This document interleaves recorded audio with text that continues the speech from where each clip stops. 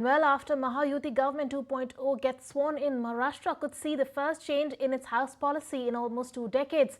The government aims to focus on the real estate sector in the state, which, with the push of affordable housing. My colleague Anuraksha is joining us with the exclusive details of that.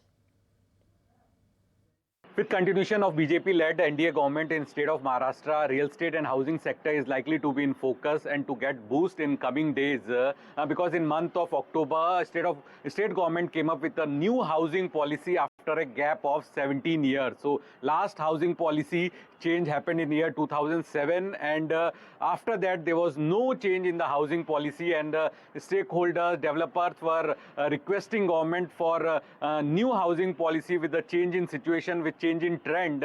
And in month of October, government came up with a draft policy, and the last date for objection and suggestions was also extended, and after that code of conduct got implemented. So the final policy was not released, but as per experts and as per our sources, that the new government, the continuation of the NDA government, will focus on the new housing policy, and that will be in their priority list. And the housing policy talks about the rationalizing the premium charges, which is the biggest cost for developers, which get passed on to the home buyers also. Affordable housing is also the part of the housing policy. Then the redevelopment project with the help of private developers are also mentioned in the draft housing policy. Green housing is also part of housing policy. So housing policy will get a focus with a new government, and it will boost the overall real estate sector of Mumbai and Maharashtra.